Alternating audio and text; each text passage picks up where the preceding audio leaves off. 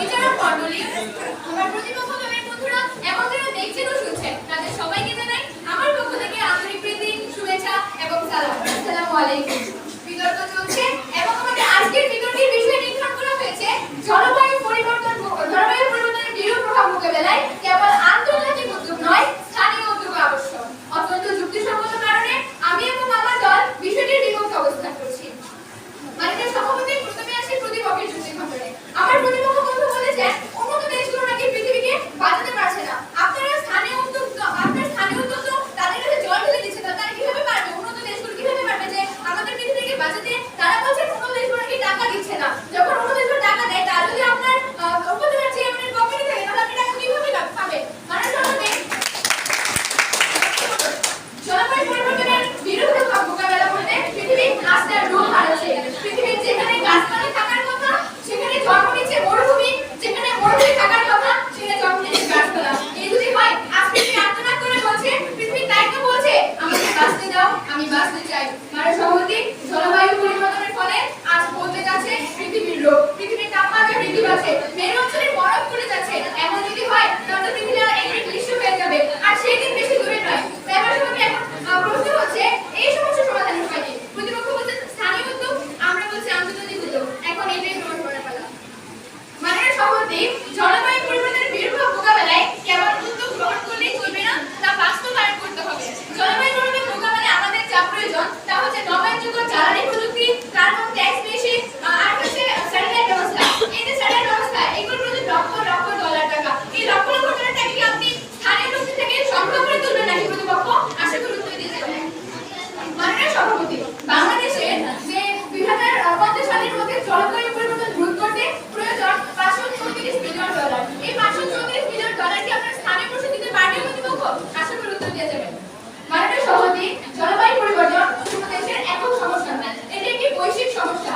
জলবায়ু পরিবর্তন কোনো দেশের একক সমস্যা নয়, এটি একটি বৈশ্বিক সমস্যা। কোনো একটি গ্রামে যদি ভ্রমণ করে এবং তার পাশের দেশ যদি কয়লা ভিত্তিক বিদ্যুৎ উৎপাদন কেন্দ্র থেকে হাজার হাজার টন কার্বন নিঃসরণ করে, আর আপনি যদি মাটিতে পলিথিন না ফেলেন এবং তার পাশে যে বড় বড় রাষ্ট্রগুলো আছে তারা যদি হাজার হাজার টন প্লাস্টিক সমুদ্রে ফেলে, তাহলে আপনি কিভাবে বলতে পারবেন যে স্থানীয় উদ্যোগে জলবায়ু পরিবর্তনের ভারসাম্য সম্ভব? প্রতিপক্ষ, আপনাদের উদ্দেশ্যে বলছি, ছেঁড়া সাথে শুয়ে লাখ টাকার স্বপ্ন দেখা বন্ধ করুন। ঠিক তেমনি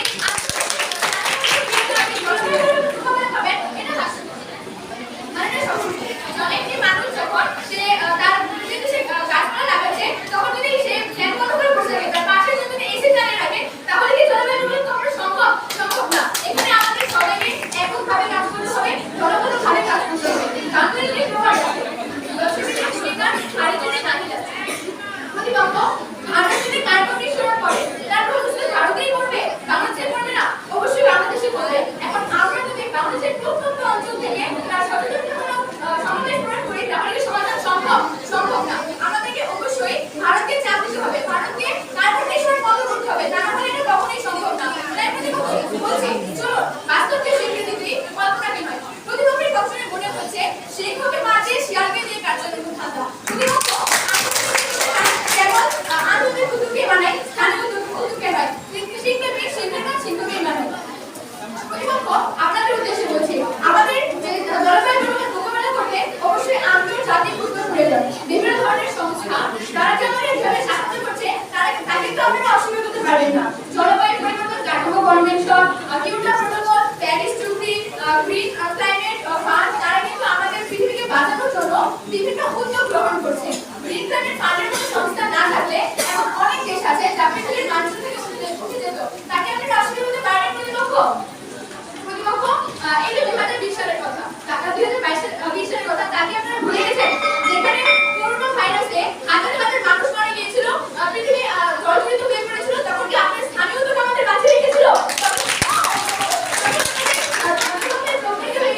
আন্তর্জাতিক উদ্যোগের উপর আন্তর্জাতিকভাবে গবেষণা হয়েছিল, ভ্যাকসিন তৈরি হয়েছিল, তারপরে যখন আমরা ফাইজার টিকা বা আনুষ্ঠানিক টিকা পেয়েছি, এটা কিন্তু আমাদের স্থানীয়ভাবে কখনোই সম্ভব নয়। প্রতিপক্ষ, আপনি যদি বলেন যে জলবায়ু পরিবর্তনের মোকাবিলায় স্থানীয় উদ্যোগ আবশ্যক, এটা কেবল এবং কেবলমাত্রই হাস্যকর। তাই প্রতিপক্ষ, এরপর যদি আপনারা বুঝতে না পারেন, তাহলে আপনাদের উদ্দেশ্যে আমার একই কথা বলার আছে,